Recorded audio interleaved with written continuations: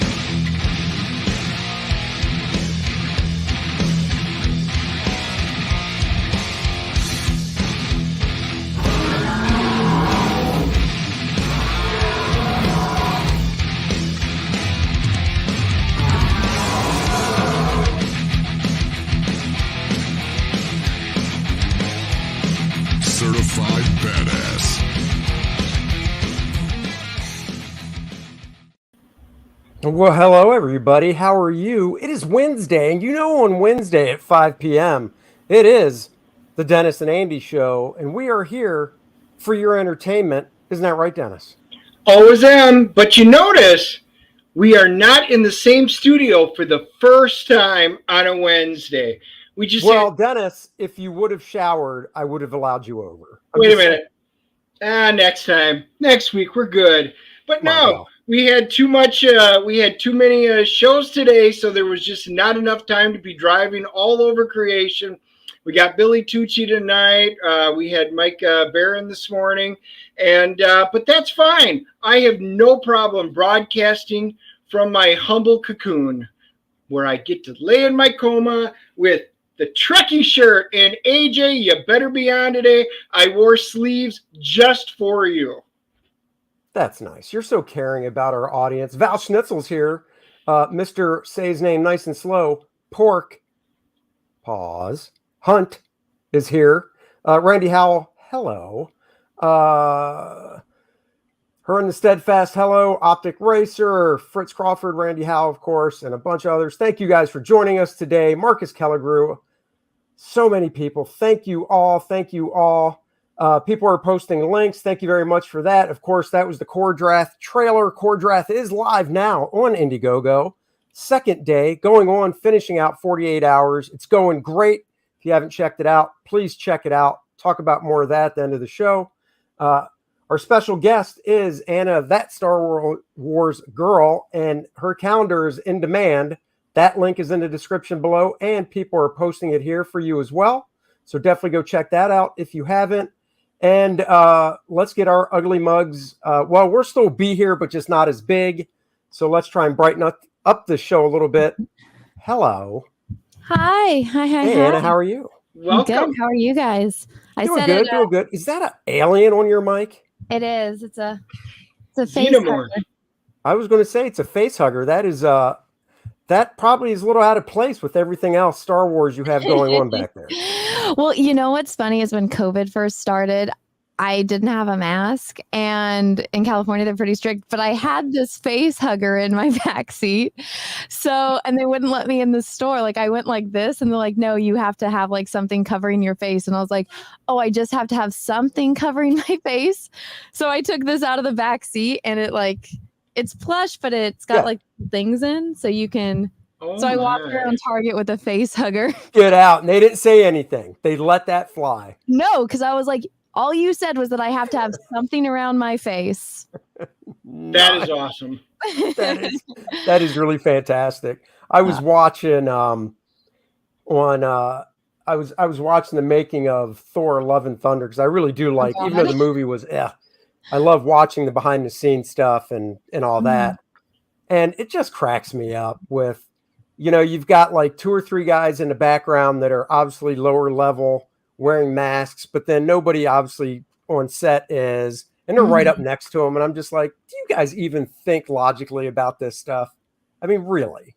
Nope. So, and then they get in their car by themselves, put on their mask, and drive away. Oh, I know. Right. That one is pretty dumb. I for a while, I was like, I don't mind it because I don't have to like do my makeup.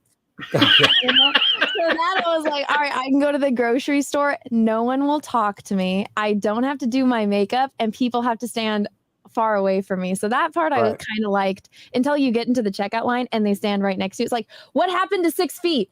What happened to that? Yeah, totally. That is hilarious. Dennis is a Star Trek fan and has a DVD collection. The question is, does he have the Amazing Star Trek animated series? I will say yes. I'm guessing, yeah. That is a tough question. Seriously, for those of you who don't know me, I have had everything from the original cassette tapes through the laser discs, which were still the best format, to the DVDs, Blu-ray, and now, which we just talked with Aaron Lepresti and Graham Nolan, I got the 4Ks, director's cuts, and we just watched them all except for 5 because 5 just isn't worth watching. But other than that, every single format. You don't want to know what God needs with the starship? Exactly. Exactly right. It is the only Star Trek movie, seriously, that I'm like, other than Marshmallows, which has stuck in my family. My kids call them marshmallows. My wife says, are we going to go roast marshmallows? So that one word has stuck. So that was the only discernible good thing to come out of Star Trek V. What, you didn't like Ahora's sexy dance? Oh, she's got a great voice. So I got to see her sing at Quark's Bar back in 2008. And she is amazing in person. Her voice, she sang for, I think, about 45 minutes. And so it was such a treat to be able to see her. Yeah, her dancing, not quite as good as her voice. Let's put it that way. I think that wasn't her fault. How do you, did you watch Star Trek Continues at all? Oh, yeah. Yes, I love it. And I love the fact that as it evolved and it became Star Trek Continues, they actually got some of the original cast members. The guy who played Adonis, that was actually Apollo. And, to get some of those characters, and then you had, George and Walter and some of them all reprising their roles just to come on until CBS went, no, you can't do that. And it can't be more than 7 minutes long. Oh, look at that. Now I know about Star Trek Continues, but I've never seen it except for stills. Oh, you should watch it. Yeah. Yeah, it's good. They're honestly, like I said, what they can do is amazing. I guess growing up for me, my brother was big into Star Trek, and I watched some of it and stuff, but it just never really stuck with me. Just like Star Wars. I mean, we both, Dennis and I, we saw Star Wars in the theater. We're the same age.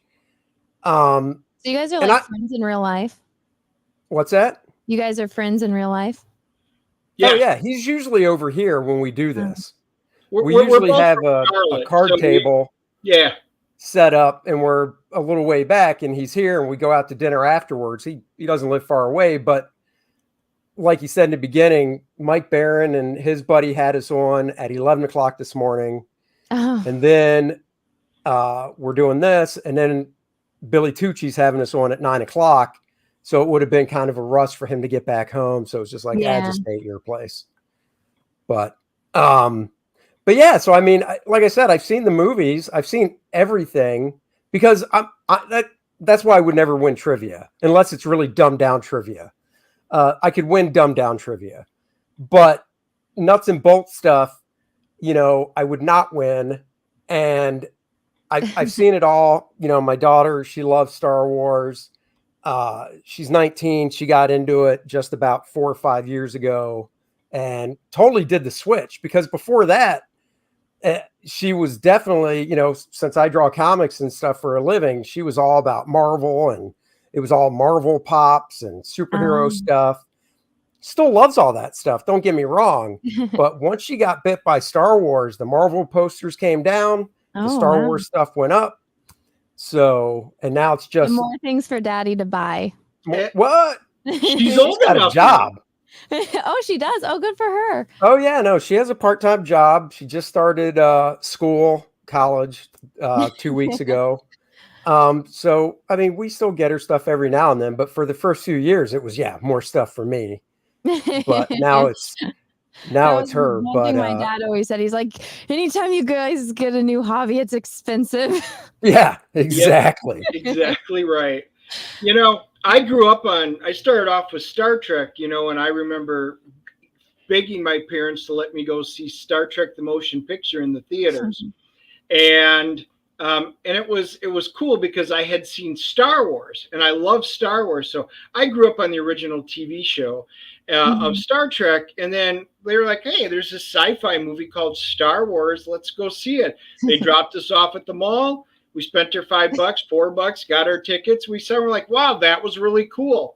Who would have thought? Because there was no spectacle. It was a sci-fi movie with really nothing of the hoopla that it is today. So I've always had the love of Star Trek first, but Star Wars always did this. Matter of fact, I'll share one picture because the guys were giving me grief. Let's pick which one is Dennis. I know. Right. So this was they're picking on me about my my mullet, right? And because I did have a mullet, so this was my in-between phase. But yep, there I am. We were the second to the last group before they tore down the Enterprise D set in Vegas.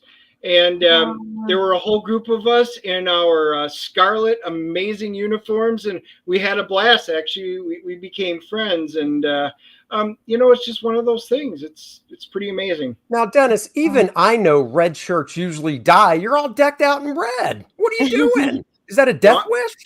No. Wrong red shirts. Wrong red shirts. Oh, never mind. If you want to know red shirts, and I didn't wear it, but I did bring it. Here's a list. This is a shirt I wear of all the red shirts that died throughout the entire show. And it lists their name, how he died. So then from 26, oh my God, that's awesome. 2266 to 2269. Oh my God. To boldly go where no man has gone before. So that's every red shirt that ever died on the show. Oh my God. I feel like that list should be longer. I know, right? You would think. No. Well, when you say the show, are you just talking about the first 3 seasons, the original 3? Or yeah, you the talking... original show. Oh, I guess not then, because it was only 3 years. So maybe not. Yeah, but I mean, when you got a red shirt that dies like almost every episode, yeah. That's true. You expect it to be a little bit longer. So I guess the burning question is, because I honestly don't know the answer, is I want to go out on a limb and say you were not old enough, or you weren't even around yet when the first 3 Star Wars movies came out. So you did not see them in theaters. Very much not alive. Yeah. You don't have to add on very much now. I mean, that, Yeah, we already feel old. Yeah. No, my parents were, I think I think they were in college when that came out. So my brother was alive, but my parents had not met yet. My mom was still on her first husband. Oh, wow. Okay. Yeah. So, I mean, how did you, obviously you saw it on TV or what, like, how did this come about? So my mother decided once she had me that she was going to cut all my hair off like a boy. Hi, Raj. Thumbs up to you too. Thank you, Raj. Sticker. Thank you. So this is kind of a random story, but so my parents decided they were going to have another baby for whatever reason. They had this crazy idea. And I was a little heathen child, but my mother cut all of my hair off. So I looked like a little boy, and I loved princesses. So I was obsessed, and I was kind of overcompensating for my boyish look. So I always did the princess stuff. And I was at my aunt's house, and she's like, Anna, I can't watch The Little Mermaid anymore, because all of her kids were full grown by that time, so she didn't have any kid movies. She's like, I can't watch this freaking movie anymore. I was like, that's what we're watching, or I'll scream. And she's like, let's watch any other movie. And she was naming off movies. And I remember her saying Star Wars. And I was like, no, I'm not watching that. She's like, there's a princess in it. I was like, I'll watch it. Turn it on right now. And so she shut me in my uncle's office. She just turned on the TV and left. And I was just in there. And I remember sitting on the floor, not moving, the entire time. And then she opened the door, and I don't know if you guys saw The Incredibles, but like the little kid with when he sees like Mr. Incredible do all that, and it's like, oh my God, that was amazing. That was me. And then she turned on the other 3 after spoiling them for me. But oh no. Yeah, she's like, oh yeah, Luke and Leia are twins and Darth Vader's their father. And I was like, no, they're not. And no, he's not. I was like, you're lying. And she's like, here's the movies. And I remember just not moving. So all day I just watched Star Wars. And then my parents had the baby. And then my dad picked me up and I was like, Daddy, I want a lightsaber. And he's like, whoa. Different. Barbies to lightsabers. But so that was the Star Wars origin story. Wow. Yeah. And then did Star Trek soon follow, or when did you discover? Well, so I was told this all happened very young childhood, but I was told that if you like Star Wars, then you can't like Star Trek. And if you like Star Trek, you were a traitor. And I got that idea in my head. And I remember my dad trying to watch The Wrath of Khan. And I told you I was a heathen. I sat in front of the TV and screamed at the top of my lungs until he turned it off, because I was like, you can't watch it because I'll betray Star Wars if this is on in the house. And so a couple years later, I finally like watched it, because we had remember when they had the VHSs that had like 2 episodes on it? And so the first episode I ever watched was Devil in the Dark, and then Mud's Women was the second one. And then we watched the Tribble one because I liked those 2. So when we were at a thrift store, we got the other VHSs, and I got Trouble with Tribbles. And then, oh my God, why am I blanking on the name? The one where the planets do battle with war, but with only the computers. Operation Annihilate. That one. Yeah. So then those were the other ones. And then my dad started explaining he got so excited that I was watching them, and he's like, let me explain to you about Vulcans and Klingons. Oh, nice. Yeah. So I got into it. So episode? Favorite episode is The Journey to Babel. Oh, wow. The first time they broke canon by going to Warp 15, because that didn't exist. Oh, so wait, so that's not, like I said, I don't know much. So is that not one of the original episodes from the first 3 seasons? Oh, no, it was. Oh, it was. Oh, okay. But you never saw Warp Speed, so you probably know more about actors than I do. But you probably can't see them, but I have like all the technical manuals and everything. I used to be able to tell you every starship, every statistic that they have, even when they didn't agree with one another. So back then it was Warp 8 and Warp 10 was the magical, and they've readjusted the warp field since. However, they went to Warp 15 on that scout ship because they overdid their engines. And I'm like, whoa, well, they can't do that. Right? Mm-hmm. So, but that's a good episode. Yeah. Nice. You know what episode I hate that everyone loves? Everyone's like, it's the best episode. It's the best episode, but I hate it. Is The City on the Edge of Forever. I hate it. No way. Because it was sad. It wasn't. Is that why you hate it? Right? No, it's not because it's sad. It's because Captain Kirk doesn't believe in a no-win scenario, and he gave in to the no-win scenario. And it drives me crazy. There was a solution, and Captain Kirk could have solved it, and he didn't. Instead of letting her die, he could just be like, come back with us. Yep. But no, so I have the I bought a while ago the book that has like the original script that Harlan Ellison wrote. Okay. And I'm like, I get why they didn't do it, because it would have been so expensive back then, even now.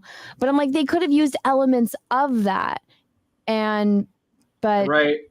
I don't know. Interesting. I've never heard anybody say they had that. You're the first person I know that hated that episode. See, everyone loves it. Everyone's like, that's the best episode ever. Even William Shatner, he talks about how that's the best episode. I'm like, no. Oh, you're triple. I guess you know what one of my favorite episodes is. I'm guessing the Trouble with Troubles. It is. It is. What is it? Quadrum Tripicale. I can never pronounce it correctly. Quadrum Tripicale. Very good. I also got the pink one, and then I got the little brown one, but unfortunately they both stopped working, so I only have one working Tribble right now, but loved it. That is, just hearing how you connected like that, with your dad and stuff about it, it really is kind of like how we are, because, my wife and I, we only have the one daughter, and it really did. She's not, she's not into. I mean, when she was really little, of course, it was, Barbies and stuff like that. But like I said, back when the first, look at Aaron, Doomsday Machine and Immunity Syndrome are the best 2 episodes. See, I agree with Doomsday Machine. I won't disagree with him there. All right. But so, she started gravitating over towards the Marvel stuff when the movies started coming out. I think her first one was Age of Ultron in the theaters, and she just loved it. And she's like my movie buddy because I love going to movies. Usually I can try to hit, well, it slowed down a little bit. Obviously with COVID it did, but we'd hit one, a movie a week, 3-4 a month, whatever. Mm-hmm. And now, if it's something she's not into, Dennis and I go. If it's something she's into, the 3 of us all go. So my wife is like, oh, thank God, I don't have to go to the movies anymore. She is thrilled. She is so thrilled. And my wife will tag along if it's a particular kind of movie she wants to see. Or sometimes Helen will go if it's a good movie that they both want to see. But You're right. It's usually the 3 of us. See, I go to the movies because I kind of have to review them. But half the time, I'm like, I don't even want to watch these. Magical Bay of Pirates, here I come. Oh, but no. I did go and see Wrath of Khan in theaters, and that was the first time I've ever seen one of the original movies in theaters. And I felt like I was like a little kid again. I was like, oh my gosh, now I want to watch all of them in theaters. And that was like the best one to watch. But it was like only me and 2 other people in the theater. And I was like, no way, really? Yeah. Mm-hmm. That's surprising. Yeah, no, I've seen them all in theaters too. Well, I don't want to say all because I will say I think after, I don't think I ever saw, you guys make fun of episode or movie 5. I don't believe I've ever seen it. It would be your favorite. I know I saw 6, but not in theaters. But I know I saw 1 through 4 in theaters. Did you see? Just speaking of movies that were re-released and stuff, are you a Jaws fan at all, or just not? Oh, no? There it is. Have you seen it? I got traumatized from that goddamn movie. I can't even sleep in like my bed with my arm hanging off the bed because I'm afraid an invisible shark is going to come through my floor and bite off my arm. Really? I can't get in the pool by myself. How old were you when you first saw it? Because when you say traumatized, you think 5. little kid. I was like 5. So you were that. My cousins, all of my cousins were like adults when I was born because my mom had us later in life, and so my cousins, they're like, oh yeah, let's freak Anna out. And so they showed me Jaws, and my cousin had just gotten back from Iraq and the pool had been drained. So him and his buddies spray painted the bottom of the pool like you were jumping in a shark's mouth, like off the diving board. No way. Because they knew it was going to be a big day for me because it was going to be, the pool was all done and I was talking all summer, or I guess leading up to summer. I'm like, I'm going to jump off the diving board into the deep end without my floaties. So it was a big momentous occasion for me. I wasn't going to have floaties, and they all knew this. So my cousins were like conspiring. So they're all sitting up on like the roof deck. They're all watching. I'm like, are you guys all watching? I'm going to go jump in without my floaties. And I get on the diving board as I run, and then I jump off and I'm looking into a shark's mouth. And oh my God. Oh my God, that is awful. The most traumatizing thing ever. And my cousin had to like jump in and get me, but I was like just crying because I was so afraid. So I'm traumatized by that stupid movie and the stupid shark. Oh, I know. Aaron loves that movie. I do too. And honestly, to me, it's almost a perfect movie. It is the most well-written, perfectly put together. The script, everything about it, even the little improvs that they wind up doing. We need a bigger boat. We're going to get a bigger boat. That was all improv and stuff like that. I mean, it's just about a perfect movie. Now, it was, believe it or not, when my dad used to go to theaters, that was the very last movie he saw in the theaters. And he refused to go back to the theaters. So he never went back since 1975 because my mom was sitting next to him in the drive-in, right?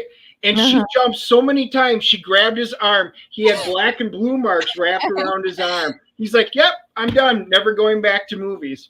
Never did either. My family, they know. And so my dad and my youngest sister like to play tricks on me. So whenever they see like there's a shark movie, my dad always tells my youngest sister, he's like, hey, how can we trick Anna? Like, let's tell Anna we're going to go see like a Star Trek movie and we'll take her to the shark movie. Oh my god! So you won't go. You won't go see even like. We were gonna go watch, I think, like Star Trek the motion picture at like one of the theaters, and I was like, "Oh, really?" And they're like, "Yeah, well, they know." They're like, "Well, no, it's not your favorite one, but do you want to go see it? Your sister wants to see it in theaters." I was like, "Yeah, I'll go see it." And it was that stupid the chick that's married to Ryan Reynolds. The stupid. Oh right. Oh, Shallows. The Shallows. The Shallows, yes. I was like, "This isn't Star Trek." I was going to ask. So will you not see any like shark movie like that? No, I fucking hate sharks. Oh my god! Except Sharknado. I mean, somebody said Sharknado. Is it just sharks, or is it like the horror terror kind of movies? I'm a total crybaby, scaredy cat when it comes to horror movies. So my favorite movie outside of Star Wars and Star Trek is Silence of the Lambs. I love that movie. Yeah, but I don't really see that as a horror movie. I see that as like a suspense thriller. And then also like The Thing. I really like The Thing. Yeah, they're original. Like Alien is kind of a horror movie, but I mean, when I do consider it a horror movie. I consider the first one. After the first one, because you knew what you were in for, they just became thrillers, in my opinion. Yeah, they were just action movies after that. Yeah, action. Well, and that's also the way they went. You know, they did the first one, which, like, you know, we agree it's a horror movie. But then after that, I think they purposely went more with that action route than horror route, you know? Mm-hmm. Yeah. So with the movie we just went and saw, because Smokey and the Bandit was just re-released in the theaters.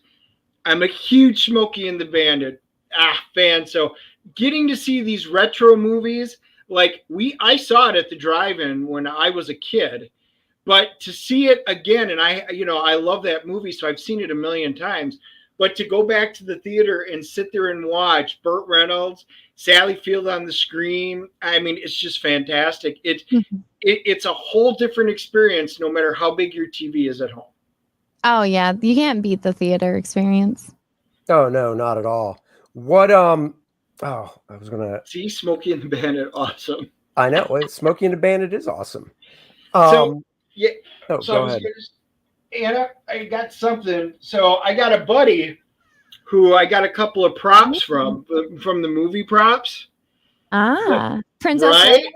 Leia? Yep, that's the Princess Leia. Now this one doesn't make any sound or anything, but the gentleman who makes them actually made them for the movie and everything like that. So it's heavy. It's actually metal and stuff like that. That's awesome. So, you know, everybody picks on me because I'm only Star Trek, and that's not true. I do like both. I do have one lightsaber. I don't have an array of them. And of course, everybody should recognize this one actually made sounds. It was one of the heavy blasters. Oh, so whose do you have? Yeah, which one is that? This is half of Darth Maul's. Do you have the other half so you can put it together? It's just a little out of my arm reach. Oh, yeah.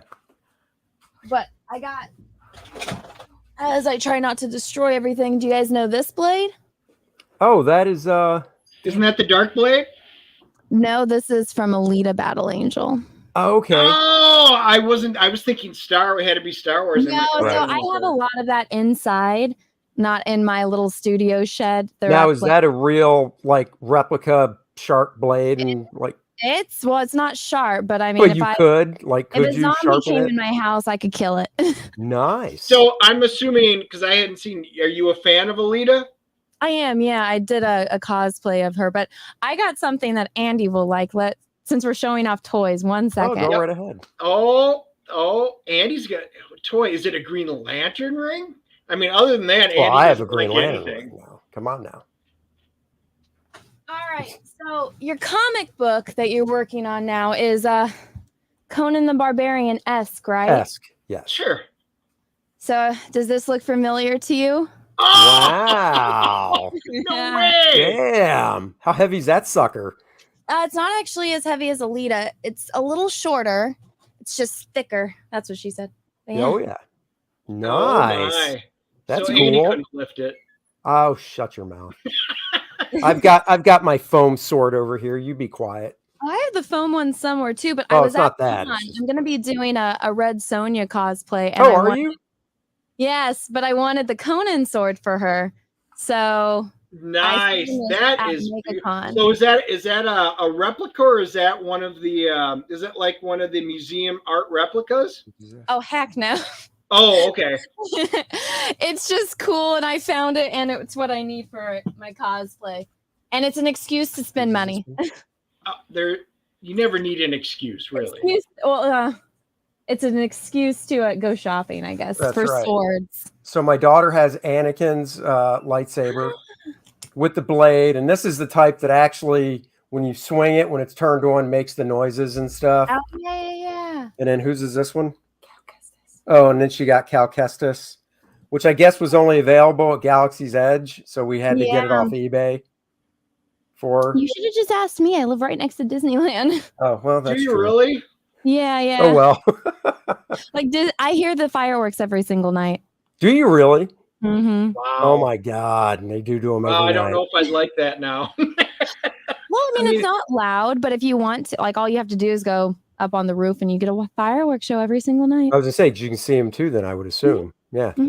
Oh, that's. By the nice. way, that's kudos cool. on your chair. I watched your videos because I've always said I need a really good chair. I'm an X-Men fan. Everybody knows that's what I've collected since 75, 76. And I'm like you are with Batman in comics. I am. And I'm like, oh my God, why can I never find an X-Men chair? If somebody's like, go make one. I'm like, make one. I could never do that. And then somebody came on there, well, not too long ago and said, Anna just posted a video. She made her chair. Did you make that chair? Well, so I bought this chair and I customized this chair. Right. Yeah. So I found a white and black chair, and my favorite color is yellow. So I was like, and I love Batman. So I was like, let me make a Batman chair. And somebody's like, that's never gonna last. Da, da, da, da. And I was like, it's fine. It's been months now. How did you color it? Is it doesn't recline. I got leather and vinyl paint. Oh, I was gonna. That's what I assumed, but I'm like, does that stuff really work? That was my question. Yeah. Well, so you just have to like wash it and prep it properly. Right. But whenever I've been watching like these cosplay channels and how they make their stuff, I'm like, a lot of the materials are pretty much the same. That's one of my trolls. You can just ignore them. Oh, okay. Mm-hmm. I thought it was a question. Oh, well, now I know that leather paint works. I see stuff like that, and I'm like, do I really want to spend the money and then have it not work? But now I know. Well, that's what I thought. I'm like, I would have to buy a special chair, then I'd have to figure it out. Yeah, that's true. Well, Dennis is always going on about, I need to paint my assless chaps, but I don't know if the leather spray paint will work. And I'm like, I don't know, man. Just roll it on. Who cares?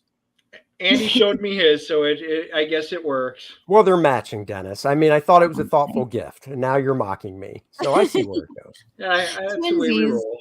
I know, right? I mean, we are. We're like twins, like the Schwarzenegger movie. I'm Arnold. He's a big Danny DeVito. Whatever. What? So, no, that's awesome. So, no, I'm a huge sci-fi fan. So, I mean, it just rolls. Star Trek, Star Wars, The Expanse, I actually think is probably the best sci-fi that's been on TV. I stopped when the Martian chick switched from Mars to Earth. That was when I stopped watching. Oh, it ended well. What it was? Whenever I watched it on my TV, the volume was too low, and I had to max out my TV's volume, and it was only on The Expanse. It wasn't on any other show. It was any TV. I have 3 TVs in my house, my bedroom, guest bedroom, and then in my living room. Same thing on all the TVs. I pulled it up on my computer and it was okay, but still I'm like, what is wrong with the volume of this show? Is that only my problem? Did you guys have that issue? No, never had a problem. That's so weird. Yep. I that is weird. I couldn't hear it, and I just got frustrated enough that I was like, I'll wait until it comes out on DVD or something. All right. There you go. So Orville? I haven't watched Orville.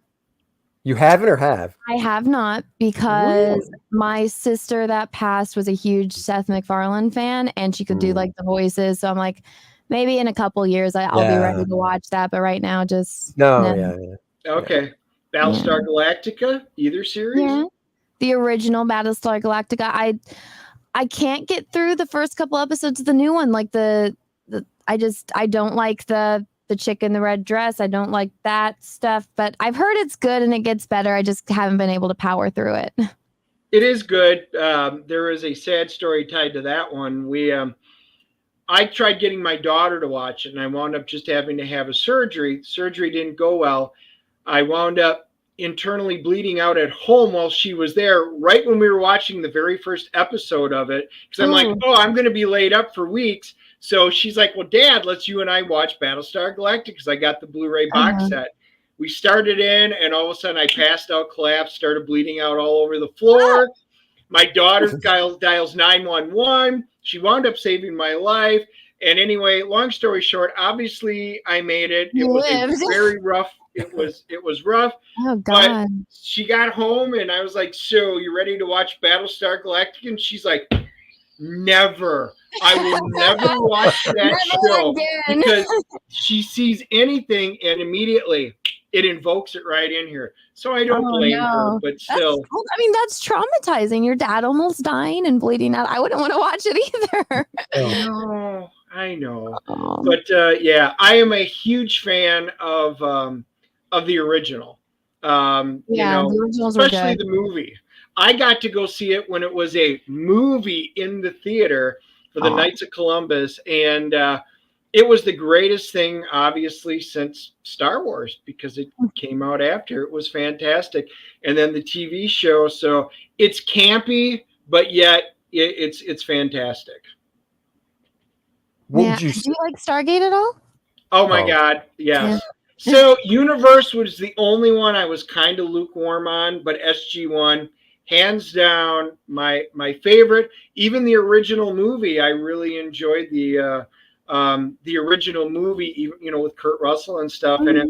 But that TV show was just so well done. It was fantastic. Wait a second, Kurt Russell was in Stargate? I don't even remember that. He's the original movie. Yeah, no, I don't. Wait, when did Stargate come out as a movie? Now I'm trying to remember. Like 80s, I think. Yeah, that's what I was going to have to say. That's probably why I didn't see it, because I didn't really start. Besides my parents taking me. I wasn't alive when it came out, and I still watched it. Right? I get it. No, I liked it all, but then you got Richard Dean Anderson, and I'm like, seriously, when you got MacGyver doing that stuff, he was great. He was absolutely great. Bethany for $5. Thank you very much. Did anyone watch Defiance on Sci-Fi? Yes, I did for a little bit, but I can't say I finished it.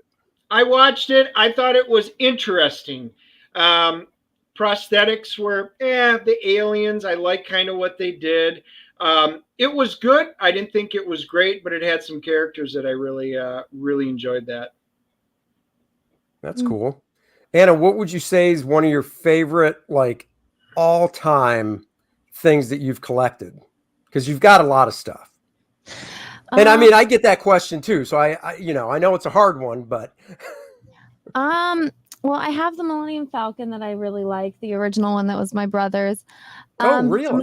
My favorite. It's not like valuable or anything, but it was the first action figure that was mine. That wasn't a hand-me-down. I got it at an antique store in Sacramento. It was $17, and my mother said that had to be my birthday and my Christmas present for the year. And it was my first Princess Leia action figure. Now, what year was it that figure actually came out? It was the original Kenner one. Oh, it was the original one. Okay. Yeah, is it still in the packaging and stuff? No, it wasn't. It was just open in a case. But I had wanted a Princess Leia one because my brother and my cousins, I guess they let the Jogs chew her head off. So I didn't have a Princess Leia action figure.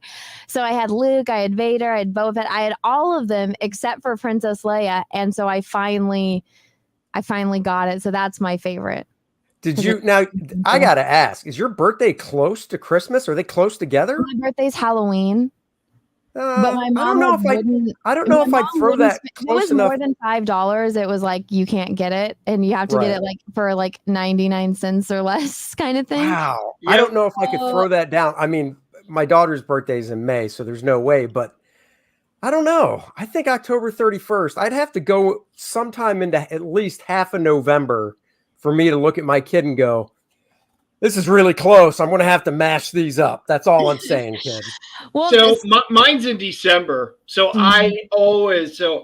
For my birthday, I got a Nerf football almost every year. And they were like, well, your good stuff's coming at Christmas. My brother's is in November. He gets good stuff for both Christmas and his birthday. Oh, yeah, no. I only got it for that. But I got a Nerf football. And then that would get tore up. And then I waited till Christmas. There you go. However, I do have a sad story on your Millennium Falcon. So I used to collect, I had all the Mego Star Wars, the Enterprise, which you can see back here. I had to recollect it. So I had the original Mego, the figures. We had all the Star Wars, the Millennium Falcon, X-Wing, TIE Fighter, Cantina, all that kind of stuff. And we went off to college. Hey, Dan. Hi. So I went off to college, and then I finally said, all right, graduate, going to grab all my stuff, getting married, moving out, going to take it. I get home, back my vehicle up, and I was like, all right. I go down to my toy box to get my Millennium Falcon, all my stuff, and I open it up, and there's Tonka trucks. And I'm like, where's all my Star Trek and Star Wars stuff? Not to mention Transformers. And oh, no, what happened? And she goes, you and your brother haven't played with that stuff for years, so we got rid of it. Oh. And I went, oh, my God, are you serious? I was only 20 miles away. Only 20 miles away. The phones weren't 20 miles. You could have called. I would have been like, no. All our stuff gone. So I have had to recollect my entire childhood over. And to my wife's chagrin, I have managed to do so. But yes, it was very hard because we played so much, especially in the neighborhood. One of the kids had the USS Flag from G.I. Joe, the 7-foot carrier. So we would land the X-Wings on there and the Starship. So just saying, it's a very sad story. The same thing happened to me when I was in college. Luckily I had some stuff with me. There was some stuff at my dad's, but my mom went through and just cleaned out my old room and took it all to Goodwill. So all of my Star Wars stuff. And then when I started my channel, I told people that, and I was like, yeah, my mom took my whole childhood away basically, except for the stuff that luckily was at my father's and then was with me in San Francisco. And people started sending me stuff. And so a lot of the stuff you see behind me was sent to me by, by subs from the channel. Nice. Which is very, very humbling and very nice of them to do. So I really appreciate that. So speaking of college and stuff, I know you're an artist as well. Did you go, I'm trying to remember if I knew this. I don't. I went to art school, yeah. You did? You went to art school. What school was it? Academy of Art in San Francisco. Yeah. Okay. So how was that? I'm just curious because I went to the Kubert school, but that doesn't compare just because it's so different from other schools. So there was probably maybe 12 classes that I actually needed to take, and the rest of them were your core classes were just a waste of time. I should have just done complete studio classes and just taken as many Photoshop and editing and stuff like that as I could. But so I went originally for animation, and I hated every second of it. So Did you really? Yeah, no, everything was in Maya, and I was like, oh yeah, and rigging and everything, because they're like right now the thing is to get into coding or and get into tech. So that was everyone is oh, you'll get a job if you're a good rigger. And I was like, I hate this with every fiber of my being. But I liked all my studio classes. One of the things that they said, they're oh, don't worry if you don't get an A. If you get a higher grade than a B, then you probably shouldn't be in college. You should be working. And they all said, you take this one class, it's called Analysis of Form, and you're not going to pass it the first time. Be prepared to fail it. It's going to be too hard. And I'm like, it's just charcoal and drawing shapes and understanding values and lighting. It's not that hard. And so I took it, and my goal was to get an A because they said that you wouldn't. And I did. I got my A. And then I realized, I'm like, okay, well, that was a class I needed to take. Figure drawing was a class I needed to take. Color theory, definitely a class. The computer, I took some computer graphics class that taught me Photoshop, Illustrator, and then ZBrush and Maya and Modo and stuff like that. So I got into 3D modeling, which was probably the best because that's an instant job right there. Yeah. But all of my core classes, it would be as if they're like, here's what we're going to do. We're going to, let's say it's environment design. Okay, draw a post-apocalyptic jungle scene on an alien planet. And then it's like, okay, how? How do I do that? And they don't tell you. They wouldn't tell you. They just like, that's it. Come back next week. Class is 3 hours. We'll spend 5 to 10 minutes talking about your homework and how you drew it. Then they talk about the next person and the next person. Then the class is over. So you didn't learn anything. Wow. I know. And like, just label this class as a portfolio review. So and there were so many of my classes that were like that. So I took a vehicle and armor design class. Not once did somebody teach me how to draw or design armor. Get out of here. What? No, it was such a waste of my time. And it was frustrating because I wanted to learn those things because I'm like, I'm going to play this card. I'm a girl. I have no fucking idea how to design a car. Like, that's not in my area of interest or expertise at all. But I would like to kind of know at least how to start, you know? Right. You want to know a little bit. It's kind of like the Kubert School. The Kubert School is, they say illustration and stuff. It's basically geared towards comic books. That's why I went. Yeah. And this is back in 88 through 91. So there was no computer stuff, but they taught you, it was heavy focus, obviously, on drawing and storytelling, but they still went into color. And even like in the first year, we had to take a class on lettering, comic book lettering. And, we took it for 1 year, which was, 9 months. And the way the Kubert School was set up, it was like high school where you went from, say, 8 to 3, and you had 2 classes a day with a break for lunch, and 10 classes a week. And, they were all different. So for a whole 9 months, we had a class on hand lettering. And, Joe's philosophy was, I want to teach you everything about comic books, because we even had graphic design classes, all that stuff. Basically, when you graduate from here, and obviously this makes sense as a businessman for him, for job placement, we want everybody to get a job.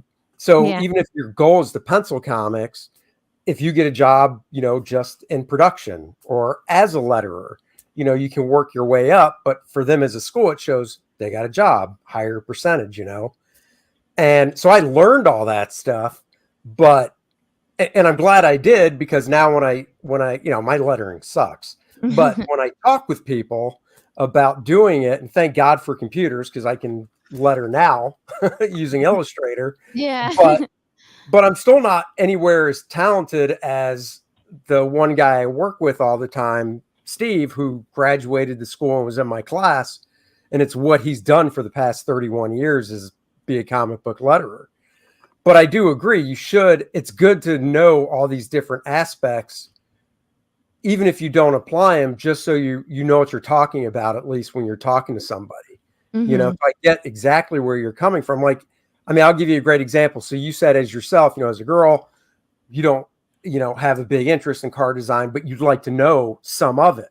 Well, I could say, and if Billy was watching, he'd probably bust my chops, but I could say, look, as a guy, I'd love to have had a class on fashion design, because even though it might be realistic, quote unquote, fashion design for everyday wear, there's still aspects of fashion design that you can apply towards creating costumes and, things like that. Obviously, I don't know any of that stuff. I just pick up books and read about it. I have a couple books on legit fashion design, and then I've got books on just costume design as well for like movies and such, because, I think, I have friends that are just more intuitive, where it's like, oh, I got to design something. It's like, oh, did you read on, oh no, I just do it. But I'm more the type where I need kind of that jump start by reading something or looking at videos or something. It's like, oh, okay, I get it. I see what you mean. I learned the hard way. I'm like, I hate designing things. I hate designing characters. I hate designing worlds. I can see like the story in my mind, like it's a movie, but it's black and white and like just basic silhouettes, unless I can see the character's like face, but I can't like see their face. I can see what expression they're making. And so I'm like, I should have gone into like storyboarding or something. Cause when I did like a shot list, because I had to take like a film editing class, and I was like, I love the shot list. I had a script and I'm like, I can see the way that this movie would be filmed by just reading this and like how you make certain lines hit more. And so I think I don't think I took the perspective class because I had a 3D class, which canceled out the drawing and perspective class. Cause like I can cheat and just make a 3D model of it and get instant perspective any way that I want. Sure.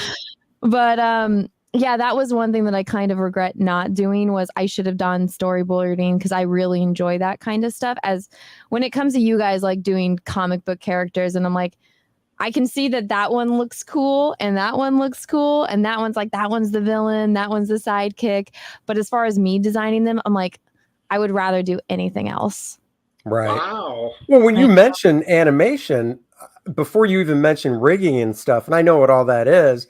I mean, honestly, my first thought was, oh, you storyboards and stuff, because I have, people I went to the Kubert school with are now storyboard artists and such. I don't think I know anybody personally. And this goes back to doing all this stuff in the early 90s before computer stuff. So there was no teaching us rigging and stuff like that. So I know guys that broke in doing storyboard cleanup, and then you graduate from storyboard cleanup to doing your own boards where the director gives you the script and says, do this scene.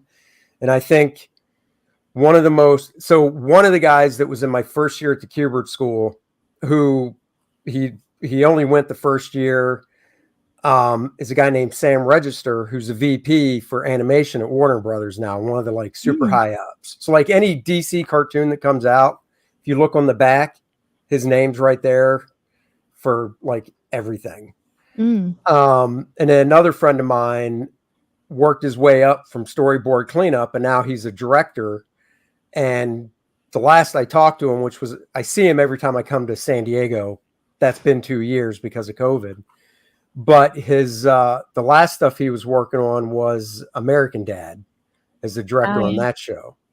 So I kind of get some of the ins and outs of the stuff just from talking to him and seeing what it's all about and stuff. But that's what I imagined when you said animation. I couldn't do the rigging stuff. That would just bore me. The college I went to was in San Francisco. Yeah. Right across the bay is Pixar in Emeryville. And then there's 1,000,001 game studios, and there was Lucasfilm and ILM in the Presidio. And so I wanted to go work for George Lucas because when I was a kid, I was like, I saw Ralph McQuarrie's art and George talk about how he had Ralph's, concept art and how that was what got him in when he was pitching Star Wars, because nobody could even like fathom what the hell he was talking about. And he's like, see, here's a couple droids in the desert. You see this? And so that's why I was in animation. Then I switched over to concept art, but I went into animation specifically so I could either work at Pixar with John Lasseter as my backup, or at Lucasfilm with George Lucas and work on one of the video games or the animated show. And so that's what Star Wars was doing 3D animation, which is why I focused in. My second class, my teacher walks in, he's like, George just sold Lucasfilm to Disney. And I was like, fuck. Oh, have you ever been to DreamWorks out in Burbank? Oh, DreamWorks? I've driven past it. I've never been there. Oh, man. So it was probably 5-6 years ago, hanging out in San Diego. And I met this guy out there who works for DreamWorks. He's an artist doing storyboards, stuff like that, in-house. And he was like, oh, man, you got to come by sometime. And I said, well, after San Diego, my buddy and I, because I meet a friend of mine that lives in LA that does storyboards and stuff, and we drive down. So I said, well, I'm going back to LA after the con till like Wednesday. And he's like, well, here's my card. Give me a call. Guys come out. So we go out and he gives us a tour of DreamWorks. And there's this was the coolest. There's like this hidden door and he opens it up. And you go into this little area, and it's like a speakeasy. It's set up like it's a hidden little alcove. That's so cool. If you work there, you know about it. If you work there, and you'll go in there, and there's like these different little rooms, and it's really kind of a hodgepodge of like different types of furniture and stuff. And it's just you just go back there and hang out. There's a bar. And sometimes they'll have events for the employees. So they'll actually have a bartender working the bar and stuff. Mm-hmm. But it's just this hidden little thing and like the back walls of it. And I was just That's like, so cool. man, I want to work here. This is cool. Well, it's probably different now since illumination and all that. Yeah. Have you been to Disney out there, like toured around or anything, or no? The Burbank studio, that is? No, I got blacklisted very quickly. Oh. I know. Well, I did children's books for, well, it was for the Spider-Man movies, the not the new ones, but the Andrew Garfield ones. And even though it's Marvel, it went through Disney offices in Burbank. So once again, when I was out, the editor was like, "Oh yeah, come on by, I'll show you around," and that's cool. and whatnot. So it was cool seeing all this cool design stuff that was for a movie that wouldn't come out for like a year, and just seeing like some of the in-house storyboard guys and people like that was just really cool. So I mean, the only one that I really got to like spend a lot of time at was Pixar, so that one was really, really cool and all that. But unfortunately, like then the Me Too stuff happened and John Lasseter had to, abdicate, which was absolutely terrible, because if you know him, then you know that it's just all a bunch of BS. Yeah, it's just people that are sensitive, that were jealous of success and couldn't take criticism. And that was one of the things with John, is that no sugarcoating at all. Yeah.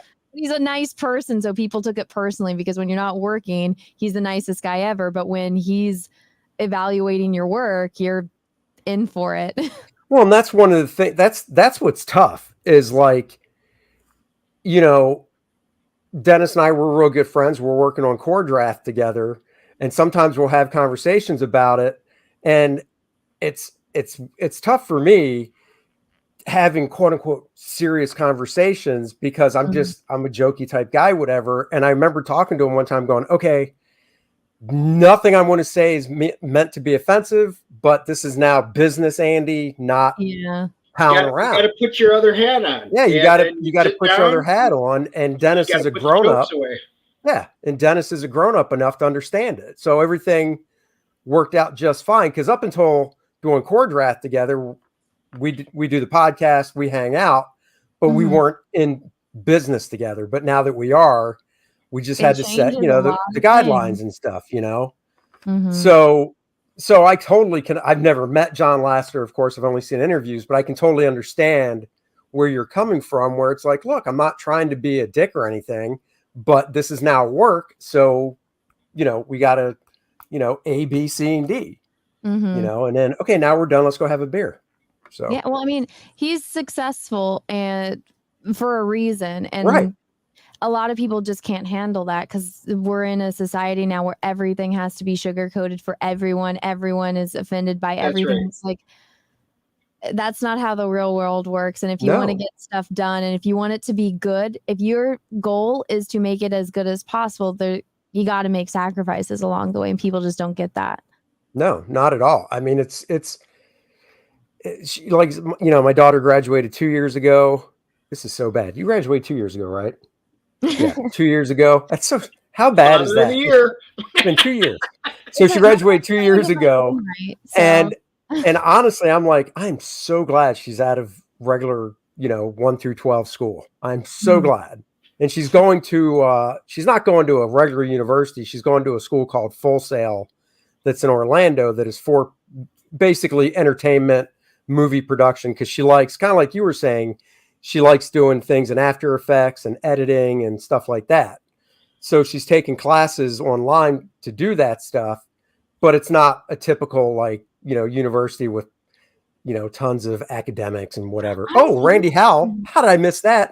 $5. Thank you, Randy. 555 backers. Love that number.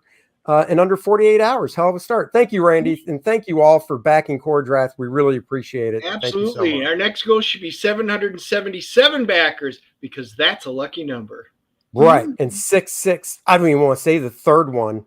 I don't want that. I want to go right past it. I did skip over that, If it gets there, I'll give my daughter money and go back it. We got to bump it one. I can't have that number sitting out there. You know, I was posting that up there about, they were talking about Thundar, because we wound up talking about that in Mark's channel. But Ookla and Thundar and that original artwork, which, I mean, we all love Thundar. I mean, I don't know anybody who didn't think that was cool. And Ookla and Ariel. I mean, that was just awesome stuff. And that was just fantastic art. Okay, Anna, here's one for you, because I was thinking about superstition. It just popped into my head with the whole 666 other number. I don't have to say it's the same though. Would you ever, if somebody came over and they're like, hey, it's game night, Anna, and you've got your friends over, you know, like 10 people come over, and it's like, okay, well, it was your turn. I'm going to make up one of your friends' names. We'll just say Bob. Friends that would come over. What did you say? Nothing. I made a joke. All right. Well, the funniest thing is that you think I have 10 friends that'll come over. Well, you know, it's a made-up scenario. We'll go with 5. 5 friends come over, and one of them's Bob. And you're like, Bob, it's your night, game night. What are we doing? And he goes, I got a Ouija board. In or out? I mean, I like to play practical jokes on my friends. So I remember my roommates in college. I mean, I don't believe in ghosts. I don't believe in a lot of that. I'm not superstitious at all.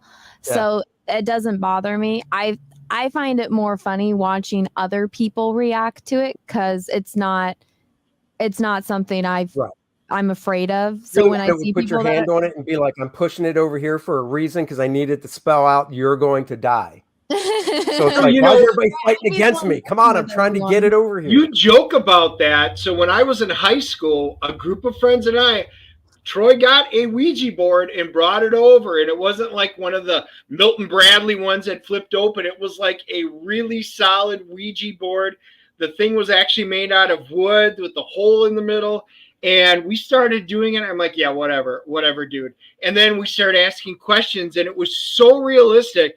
And then like it would move, and I'm like, I'm actually not touching this. Whoa. So, you know, you think, oh yeah, that would never affect me and stuff. When you're on there, the hair in the back of my neck stood straight up, and I'm like, are you guys moving this? And they're like, no, the girls were all scared. It was actually, you know, you joke about that, but it could happen. Well, I've ghost hunting and stuff. I just, you know what? It's like I'm Dana Scully when it comes to Ouija boards and stuff, but then I'm the exact opposite when it comes to aliens. I'll totally be Mulder, and I'm like, yep, that dude is like eating livers and lives in a cocoon for like 8 years. Hey, look, I'll throw myself under the bus when it comes to. So kind of like you said, you are with shark movies and stuff, where you won't go near them now. I'm the opposite. When I was a kid, it was all Halloween, Friday 13th were the big ones, Nightmare on Elm Street. And I got scared real easy. And then my brother one night thought it'd be hilarious when we were kids after Friday 13th if he slapped a hockey mask on. And I went to bed, popped out from under the bed and scared me. So kind of like your start, I'm not like, I got no problem throwing out embarrassing stuff. So you look, I'm, you know, 52. My wife goes out of town. If her and my daughter go out of town, so I have the house to myself. Only reason I don't shut the bedroom door all the way when I go to bed at night is because we have a cat that needs to go in and out because his food is in our bedroom. When my wife's, you know, every night of the week when we're here, she loves she grew up in a house where they slept with the bedroom doors open.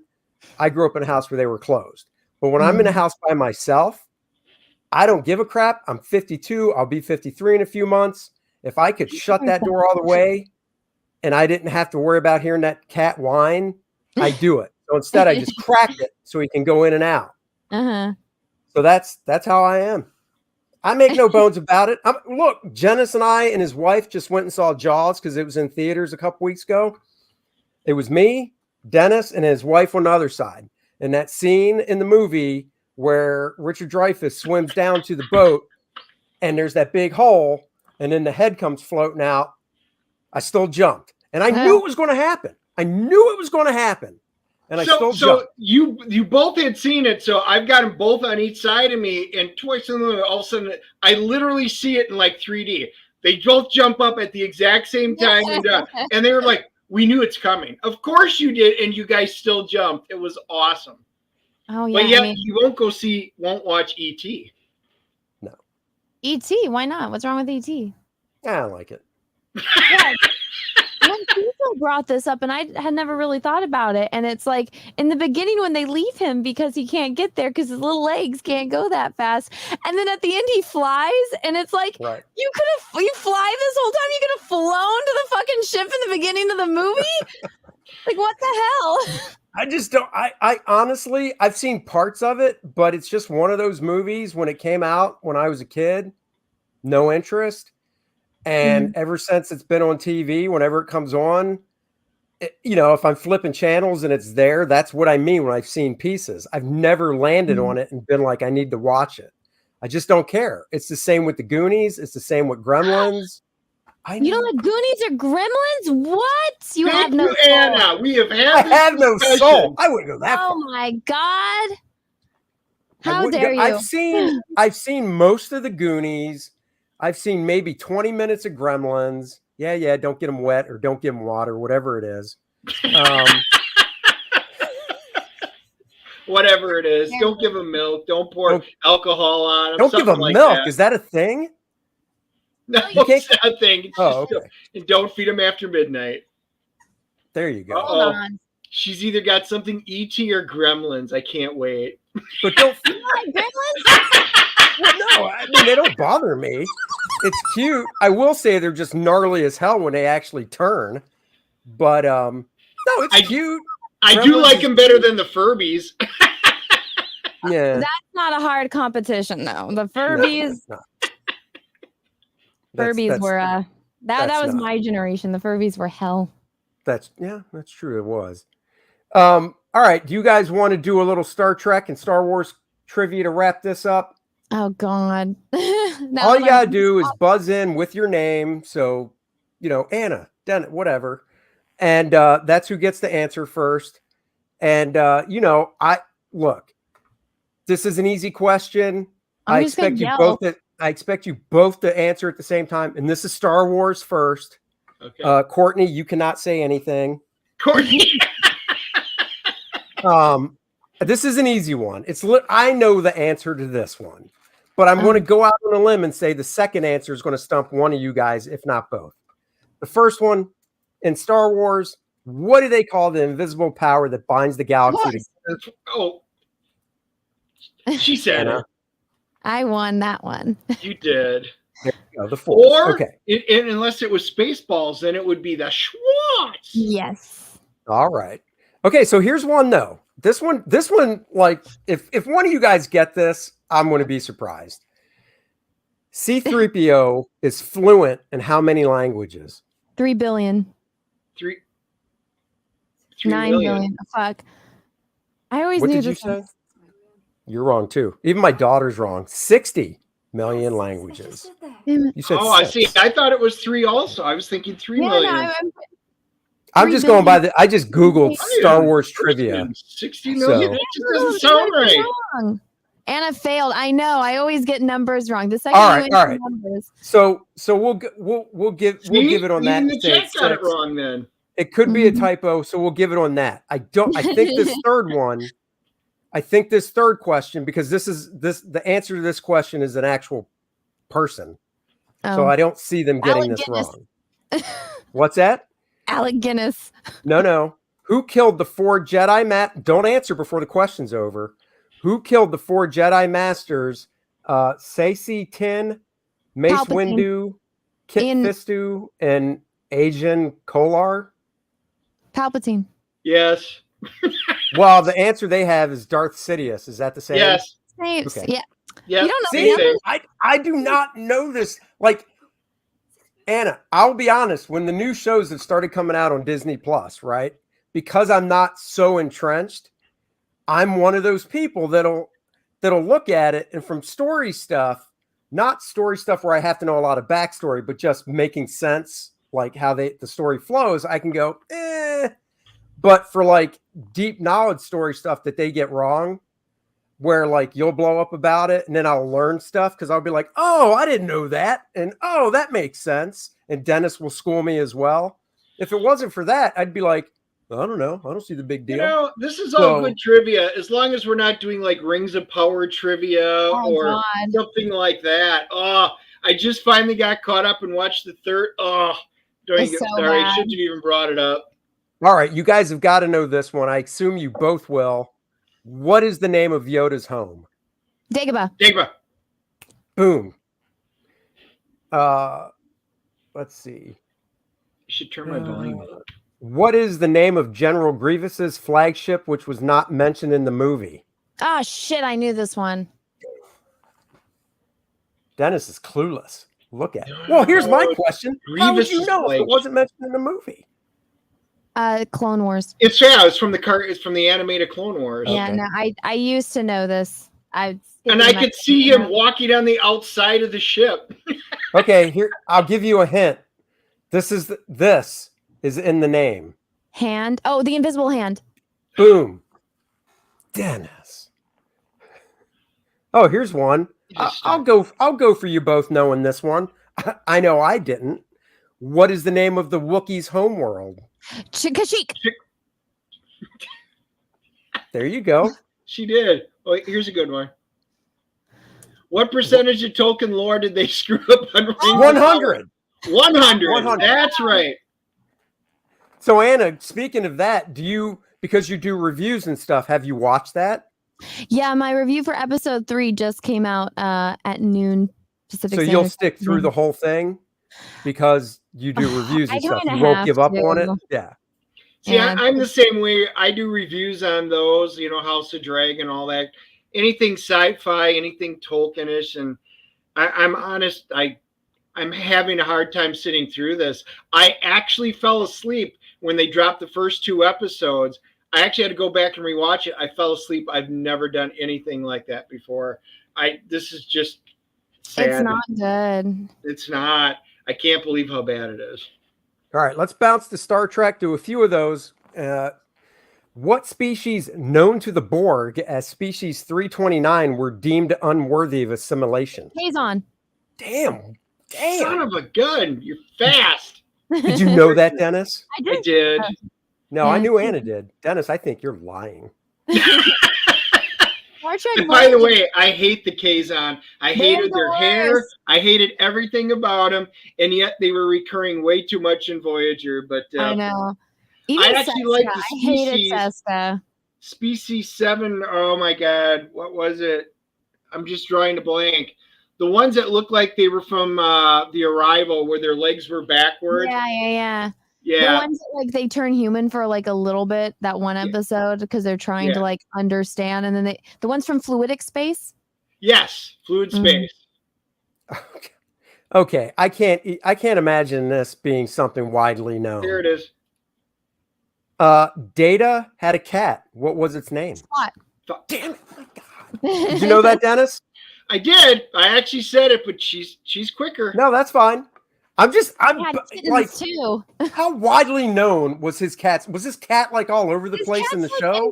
In a bunch of episodes. Yeah, it's in a bunch of episodes, and they pet it, and he painted him. Yeah. All right. God has kittens. All right. What is Lieutenant Uhura's first name? Nyota. No. Damn! Look at that. All right, last one. Who was the first Vulcan science officer aboard the Starship Enterprise? To Paul, but that was a retcon. Well, thank you. I was going to say it really was Spock. It was Spock, but they retconned it with T'Pol. Now, when did they do that? When they did Star Trek Enterprise, the series.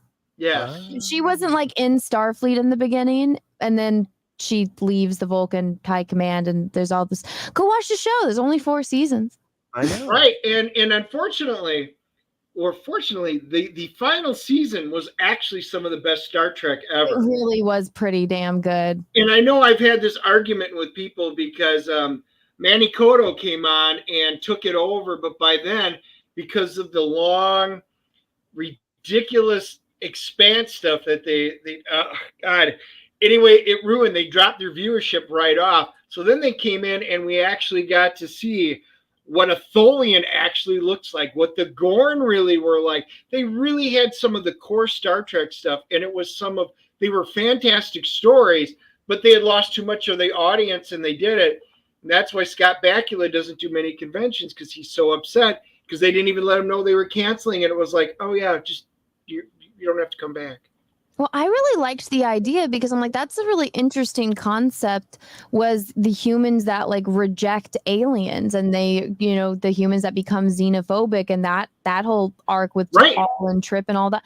That was really interesting. I'm like, you could have done some like really good social commentary on that with, you know, how humanity was able to overcome that, because when the Federation of Planets was formed, that was all resolved. So that it would have been cool to see that. Right. And I thought they did a nice job. Well, and speaking of the commentary, it was so good because Star Trek was always cutting edge when it was talking about social issues. Mm-hmm. But they never went SJW. They never slapped you in the face. You know, it was very subtle. The first racial kiss, even on, you know, with that. I mean, that was like, whoa, that was a big deal. But they played it out, and that was the end of it. It's not like the new Star Trek where they literally slap you in the face every episode repeatedly till you're black and blue. And they've lost the tale of writing good story, because you can have a message and you can embed it in there, but you can do it tastefully and subtly to make it an important point. Now they can't do it. They beat you over the head. And then if you don't like it, you're racist, xenophobic, whatever. And then it's our fault for not liking it. Mm-hmm. What do you like? Did you like the show? And if so, I assume you'll be watching the new one, Quantum Leap. You know, I never really got into it. Yeah. I saw like people losing their minds over the new show, like the new trailer for it. But because I was never into it as a kid, I don't have any, you know. Well, here's another thing. I grew up on a ranch, so I didn't have like TV stations. So anything that I watched, it had to be something that my parents like either already owned on like VHS or that they would be willing to buy or rent. Right. And so my dad was a Star Trek and Star Wars guy, and my mom was like she liked Godzilla. And so it was like Godzilla, James Bond, Star Wars and Star Trek, Stargate here and there. But that was kind of like the core. Oh, okay. Yeah. Now, when you say they're losing their shit over it, I haven't seen it as in a bad way or a good way. I think a bad way. I haven't looked really into it because it's not.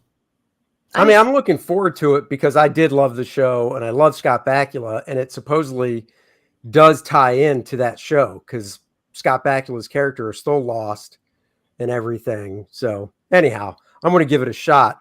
But before we let you go, I want to, of course, promote your calendar. It is in demand. So if you would like to talk about it and stuff, that's fine. Guys, I did a cosplay calendar.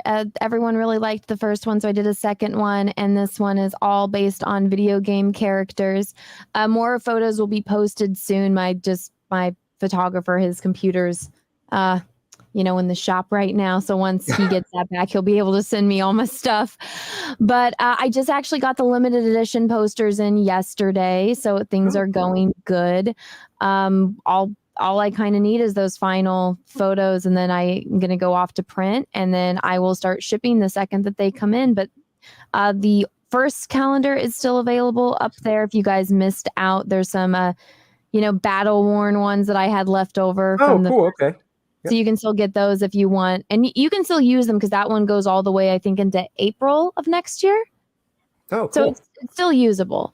But just thank you so much, everyone. We got, we did really well. The first one got 81,000. This one broke 112. Oh, nice. So that's huge. Thank you guys so much. You guys are awesome. And I appreciate it, and more photos will be coming soon. But Andy, I want to hear about your comic. What is it about? I haven't. Oh yeah, we're gonna do that. And congratulations on this, by the way. And the only question I have is: so all the photos for this calendar have now been taken for this new one? No, I have. You still have some to do. Yeah, but I'm waiting.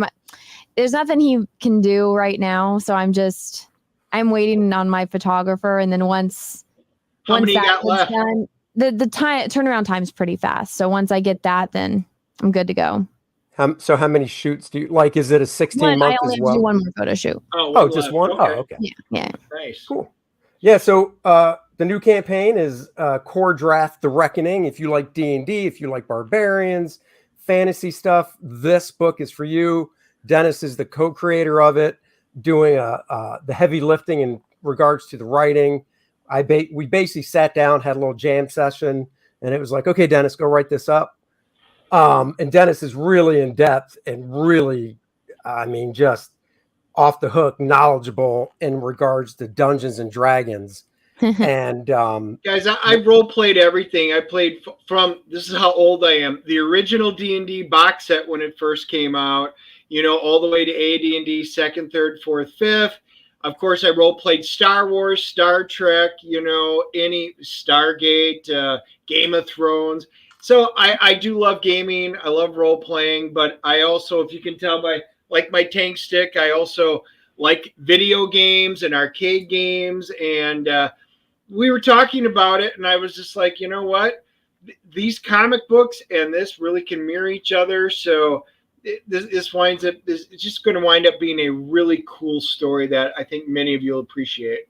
It's 64 pages. It's the story of Kor-Drath and Adriana. They're from different tribes. Of course, this world itself is made up of a bunch of different tribes. We're focusing on just a few of them. They're from different tribes. They're, as we say, star-crossed lovers. And the bad guys in this are the Necronite. He's aided by Lilith, who we'll see in a second here. And they basically are looking for this ancient artifact, and they send off this horde of the undead to ravage the Red Lions tribe, which is Kor-Drath's tribe. So it's about revenge. It's about Kor-Drath, going after those that took out his family, his tribe.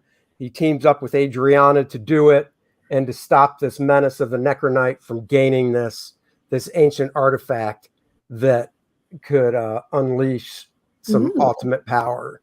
We've got my cover colored by the fabulous Dan Lawless.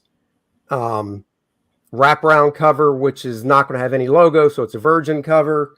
That was colored by a guy named Nanjan Jambiri, who we might be getting for the book. Of course, you got to have the cover that just has the blood accented. I mean, who doesn't want that? Everybody. And then my buddy Bud Root. What's that, Dennis? As long as there's no sharks on it, right, Anna? Yeah, That's no right. kidding. And then my buddy Bud Root, who is known for a book called Cave Woman. He doesn't usually do work for other characters, but he helped me out. Came in, did the cover with Lilith. He did a fantastic job, which Dan Lawless also colored, and that's a variant that you can get. We did have a line art variant that was up for the first 24 hours, which is now gone. There you go. You got to do. Everybody's like, when's she going to do the CG calendar? Well, CG characters. Here's the thing, Andy. I will do it, and this is what I said, and I was like, how do I say this is the nicest way possible? There has to be characters that I actually want to cosplay as, and this is one of them. So this is one I would do. Is it really? Oh, really? Yeah. I thought you'd actually maybe lean towards Adriana as well. No, gingers have no soul. Hold on, Dennis might be offended. I should probably do this. I'll let him blow up off stream because he loves. You know what gingers. I found is that I am much better at doing villainous looking characters than I guess heroines. Sure.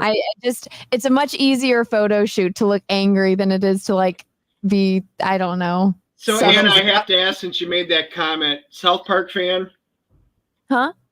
Since you made that comment about gingers, are you a South Park fan? I've only seen bits and pieces, but that quote is definitely stuck. Wow. All right. Well, Lilith is more probably. We haven't met in person, but I've seen you in photos. I'm guessing. What are you, 5'3", maybe? No, I wear heels.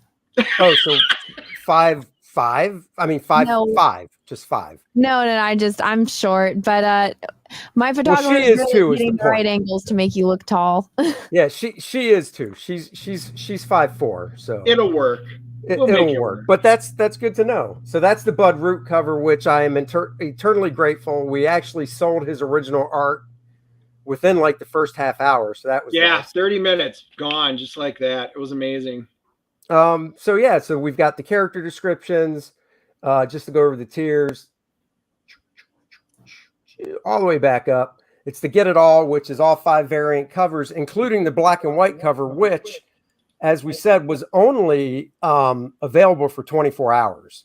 And it came down, but you can still get it in the tier that has Get It All. And the big book in that one is actually, and I'll scroll down, catch up. There it is.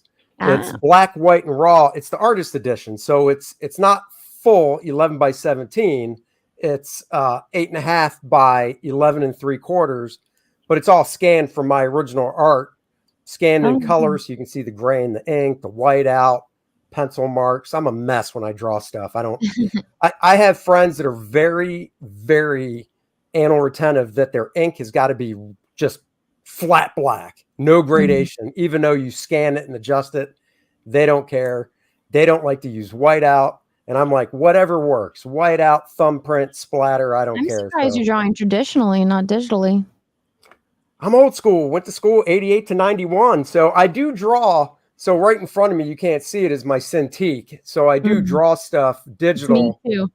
Right. But I print it out on paper to do all the inking traditional. So I just like the feel. And I really like, since I don't sell my original art, I have bins in my closet where I keep it all, and it's taller than I am of original art. Sure. So I just like, when I finished my last campaign, First Man, Dennis came over and I held up the stack of art for the 64 pages, whatever. I was like, look at that. That's going to be Kor-Drath soon, that big stack. So I just, something about it. So yeah, so there's that book, which you can buy separately for $65. Once the campaign's over, it's $80. There's a retailer pack now, so you can get 5 of my cover, 5 of Bud's, and the Barbarian bundle where you just get one of all the actual graphic novels and the 5 covers. So, but the cool thing that Dennis did, give him a big shout out. Oh, well, of course I've got to show my throwback ad, the parody ad, because Dennis and I grew up in a time when you would see cupcake ads and comics and Spider-Man going, shut up, Doc Ock, eat a Hostess cupcake. So this is my 4th parody ad. I do one in every book, but Kor-Drath isn't eating Hostess cupcakes to have that physique, but he does drink beer. So that is the ad, and I draw it in a throwback style and such. And thank you for the $1.99. I bought a new camera. I heard that, and I was actually going to, I guess I'll just ask now, what type is it? I'm curious. I can send you, it's like I didn't buy it for the longest time. It's the Logitech 4K, but I didn't buy it because you have to have some kind of computer chip that will have 4K work. Really? But I just bought it, and I'm like, it's night and day difference how much better this one is than my old one. Oh, it's really clear. So that's okay. Good. On my end, it's so blurry. I think that just might be my reception, but no, I need to buy like a couple more. So when I do my painting streams and stuff, but yeah, I wasn't kidding, guys. I'm like, I fixed it. I did it. I finally did it. That's fantastic. I don't know if my computer would have that or not. We've got the t-shirt, metal looking t-shirt, which Kor-Drath deserves a t-shirt that has the metal feel. Of course, Bud Root's art sold, and part of it, he did gray tones with Copic markers. He really worked it up. So I knew it would go because his art. One on a t-shirt. You think this or the color? I like the black and white. The color one is good too, but as far as aesthetic wise, if I had like a black t-shirt or a white t-shirt with that on it, that would look really nice. All right, yeah, because we are playing with the ideas of having them sent because the company Andy, that. We might have to do a poll because everybody really wants at least a version of this on a t-shirt. Maybe we put a poll up there and see which version they want. That's not a bad idea. But what Dennis did is biased. That's cool. One of the stretch goals is a 7x10 character card, nice heavy stock paper. On the front, you got the main man, and on the back, all I suggested was, well, let's just throw some stats on the back. And Dennis is like, I'll do you one better. I'll make the stats so he's SRD compatible so you can use them in a role-playing game. Wow, that's awesome. Yep. So any of you that play... What's that? Let's see him. Zoom in. Hold on. I will actually pull a new screen that I can actually show it much better because that one is... you're not going to see much on on that if I zoom in. So Guys, look, we can see all of his folders. I know. I usually close the window. So chaotic. All right, let's see. I can't read anything. All right. That's pretty big enough now to read. Yeah. Ooh, max 150. All right. See, none of this means anything to me. A friend of ours sent it to his son who plays Dungeons and Dragons, and his son wrote back and said, "Yeah, that dude's a badass." So I was like, okay. Yeah, I'm just using the base SRD rule, so anybody can use it. We don't have to worry about legal fights and stuff. Plus, I am making up a whole bunch of stuff that's compatible with it of my own creation. Yeah. So this is the character you want to play as. Nice. Ooh. If you like playing the big burly man, there's your stats. He is a badass with his magic axe Grimblood. There you go. I always go with the mage type characters, but you're gonna like Adriana. Ginger. Oh, yeah. You will. Yeah. You'll like her stats. That's who you play. Of the souls of the innocent that she steals. Oh, I really wish my wife could hear you. She makes these comments all the time. No, she's actually not. His wife isn't. Well, this is a preview because the next stretch goal, even though I don't show it yet, so for people watching, they get a little preview. Oh, first time showing it, everybody. Right. So there's your 60,000 goal. The next stretch goal is the character card for Adriana, her on the front, her stats on the back. So that is the next one. And we have other big plans as well for down the road. But so this is what we're working on, and we're closing in on the first 48, as they say on that show when somebody gets offed. You've got the first 48 are the most important, and we just closed that. It's actually Lilith who's a succubus. He is right. It is. Oh, is a succubus from the 123rd layer of the abyss. Oh, good for her. Yeah. Let me get this back. So yeah. So that is that's the campaign, guys. So go back it now. Share it around if you have backed it. Back it again. I don't mind. And we appreciate you guys joining us with our guest, Anna, that Star Wars girl. Thank you for joining us. No problem. Thanks for having me. This was fun. Absolutely wonderful. Yeah. And for those of you who didn't, smash the like and subscribe button down below. 7 away from 200 likes, everyone. So for the 7 people in here that haven't smashed the like, go do so we can get over 200 likes. Go back and go back to the campaign. It looks dope. Thank you very much. I really appreciate it, Anna. Thank you. All right. Go ahead. No, I was just going to say, we're going to take off out of here. Anna, hang back after the show for a little wrap, and we'll call it a day. Can I ask one question before you end, though? Of course. So I was traumatized by that first comic you ever sent me. Is this comic going to have a nude version? No. Now, I told you I sent that because Cecil told me to. I know. Wait, did you send her Jungle Lords? Yes. Did. He sent the nude version? Yeah, Cecil said so. But I was opening it live on air, and I thought it was the First Man comic, and I was like, my channel! Oh my God, I wish I would have seen that. Yeah, so, that's what I did. But you traumatized her, Andy. I'm sorry. No, but no, this book is not that way. Somebody asked, and we were like, no, I'm not doing that. So that book, see, the reason is Jungle Lords at work, because when I did it, people were like, oh, what's in the book then? And I'm like, well, the funny thing is, if you actually read the Jungle Lord story, there's no sexual stuff in the book. I just thought, well, if they're actually in the jungle and it's it's basically a Tarzan Sheena combination, why would they wear anything? So I was like, yeah, I'll do a version like that. But this book, it just wouldn't make sense. So there you go. All right. Well, I had to ask. So now we know. Anytime. All right, guys. Thank you for joining us. We'll be back next Wednesday. I emailed out to a guest. So when we hear back, you'll know. Until then, thank you for joining us. And we'll catch you guys later. We will be on Billy's Pop XP tonight at 9:00 Eastern. And of course, Anna drops videos like they're going out of style. Subscribe to her channel, of course, if you haven't. They're very entertaining. She's very knowledgeable. They're just great to watch. My daughter is already better at subscribed. trivia than I am, so there we go. I beat you, man. I beat you. You're just fast. We do it on Jack Show. You got to be fast.